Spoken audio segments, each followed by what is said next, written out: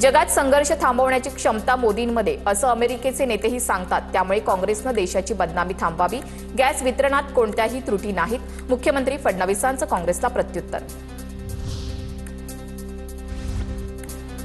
29 राज्यांमध्ये व्यावसायिक सिलेंडरचं वितरण सुरू। सिलेंडरच्या वितरणामध्ये 84% ऑनलाईन बुकिंगचा वाटा। पेट्रोलियम मंत्रालयाच्या संयुक्त सचिव सुजाता शर्मांची माहिती।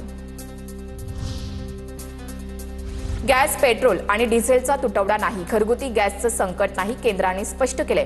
मात्र लोकांना भडकावून रांगेत उभं करायचं हे काँग्रेसचं षडयंत्र, मुख्यमंत्री फडणवीसांचं वक्तव्य।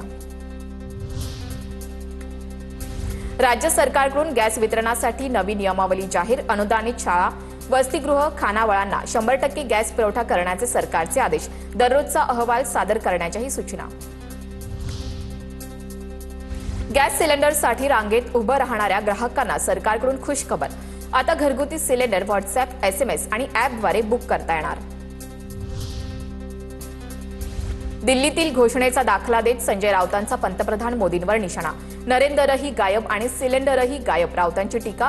तर रोज सकाळी भोंगा वाजवून अफवा पसरवण्याचं काम सुरू, बन यांचा राऊतांवर पलटवार। राज्यात घरगुती LPG गॅसचा तुटवडा नाही, मंत्री छगन भुजबळ यांचं ट्विट। नागरिकांनी गॅस तुटवड्याबाबत अफवांवर विश्वास ठेवू नये असंही आवाहन। तर रुग्णालये, शाळा, आश्रमशाळा आणि अत्यावश्यक सेवांना गॅस पुरवठा प्राधान्यानं मिळेल याची चोख व्यवस्था करण्यात आल्याची देखील माहिती। नेतान्याहूंना इस्लामिक देशांना संपवायचे, नेतान्याहू आणि ट्रम्प यांना संपूर्ण जमीन ताब्यात हवी। MIMचे खासदार असदुद्दीन ओवेसी यांची इस्रायल आणि अमेरिकेवर टीका। गॅस सिलेंडरचा काळाबाजार करणाऱ्यांवर कारवाई सुरू आहे। या संदर्भातल्या टॉप 9 बातम्या पाहूयात। मुंबईच्या वरळीमध्ये घरगुती आणि व्यावसायिक गॅस सिलेंडरची अवैध विक्री करणाऱ्या टोळीचा पर्दाफाश। वरळी नाका या ठिकाणी सुरजी वल्लभदास चाळ परिसरात शिधावाटप विभागाची मोठी कारवाई। भिवंडीमध्ये शिधावाटप भरारी पथकाची मोठी कारवाई। कारवाईमध्ये 84 गॅस सिलेंडर जप्त, 2 जण ताब्यात।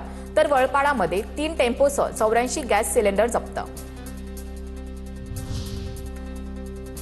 बीडच्या इमामपूर परिसरात 29 गॅस सिलेंडर जप्त, अवैध साठा केलेले 29 गॅस सिलेंडर जप्त, 1 जण ताब्यात। पोलीस आणि पुरवठा विभागाकडून संयुक्त कारवाई। वर्ध्यातील हिंगणघाटमधील नांदगाव चौकातील 5 हॉटेल व्यावसायिकांवर कारवाई। हॉटेलमधून 7 घरगुती सिलेंडर जप्त, अन्न पुरवठा विभागाची कारवाई। नागपूर विभागात घरगुती गॅस सिलेंडरचा काळाबाजार, कारवाईत 110 सिलेंडर जप्त, तर 5 गुन्हे दाखल। 163 गॅस वितरकांच्या गोदामांची तपासणी।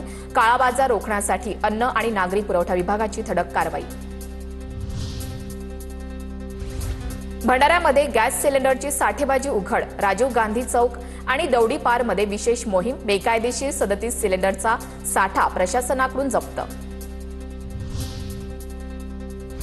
जालन्यात अन्न आणि नागरी पुरवठा विभागाची छापेमारी। जालना जिल्ह्यामध्ये 59 घरगुती सिलेंडर जप्त। जिल्ह्यात LPG गॅसचा साठा पुरेशा प्रमाणामध्ये उपलब्ध। जिल्हाधिकाऱ्यांची माहिती। जास्त दरानं सिलेंडर विकणाऱ्यांची माहिती देण्याचं आवाहन।